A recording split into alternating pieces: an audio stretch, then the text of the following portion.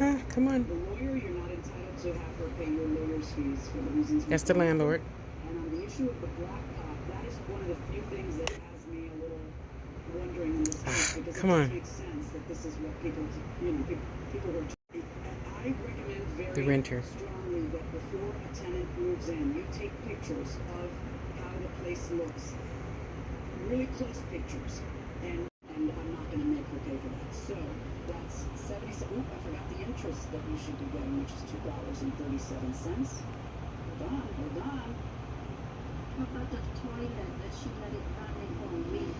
According to you, she let the toilet run for a week, and your water bill Wow. was $945.25 instead of what it usually is, $200 or $250. Yes. Okay. Did you Come on. the toilet run for a week? Oh my gosh, hold on. The plaintiff in this case, not in the amount of the $2,850, but in the amount of $114.29, which is what would be left of your security deposit. Yes, ma'am. Also, my lights were cut off, and I brought the bill that I was credited from March Public Utilities, $700, because whatever issues that I was having in that house. They actually gave me a $700 credit. Okay. Well, good for you. That doesn't really affect my billing. So you're I think people often get court mixed up. with the electric. That had nothing to do with that. Well, that's electric and this is water. Because you have an electric heater. Right. A water heater. Electric water heater. See, correct? wording is everything. All right. Ruling in your favor, $114.29. Verdict for the plaintiff. On the counterclaim, 0. For the reasons I've already explained. See, so I recorded this because, a lot of people I see on, and no, not just her court, and yes, she is a real judge. She went to school to be a judge. Not, there's a difference, right? Like Steve Harvey, he went to school to learn to give his opinion. He's not a lawyer, even though he had his own court show for, I don't know, 2 months or something. There's a difference, right? So this court is not the same as all courts. A lot of people, am I recording? Did I forget to hit record? A lot of tenants, and I've studied tenant rights way back when that lady kicked out all the blacks and Mexicans in Sunnyvale, California, 2001. Some things I will never forget. Yeah, that's when I really started to dig in. Next lifetime, I'm going to be a lawyer so I can help people that don't understand. I mean, I don't understand everything, but I know some fucking tenants laws, okay? Tenants rights. A lot of tenants will go in there, and I'm saying this for life in general, in case you're wondering. For everything in life, you have to have proof. Why would you go into court with no proof? Why would you go into a court half dressed? No, you don't do that with your shoulders out or your cleavage, all out and stuff. Anyway, I'm sorry. That's just a couple of my pet peeves when I see black people walk in there. Okay, any people, but usually it's the black girls that go into shows like this with their titties hanging out or wearing skirts where I can see your booty cheeks jiggle. And you're taking your landlord to court, but you forgot all the shit that you did, and therefore you end up leaving court owing the landlord thousands of dollars. Why would you do that? Think. Go to legal, go to somebody who's been to court before and ask them.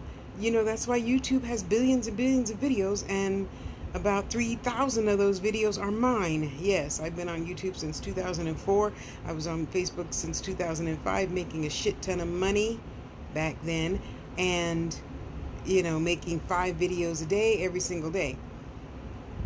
So, and yes, still trying to get monetized again. So all of you that don't leave comments or nothing, really? What would it hurt you? Who doesn't need, okay, I won't say that because everybody don't need more money. They need less problems. Maybe. Anyway, think. And think about it. I'm so glad when I was in 2013, the lesson of diabetes came along. And thank God I had Deborah. Deborah, if you ever watch any of my videos anymore, I still thank you for helping me survive the whole fucked up mentality that comes along often with diabetes. Yeah, I cussed out a lot of people. I probably shouldn't ought to, and said a whole bunch of things that were just nasty and not appropriate. Yeah. Because of Deborah, when the landlord kicked me out because I was in a diabetic coma for 4 days, I went home on the 2nd. That means my rent was 2 days late and there was already eviction notice on the fucking door. So thanks to Deborah, I learned about the answer. It's a piece of paper.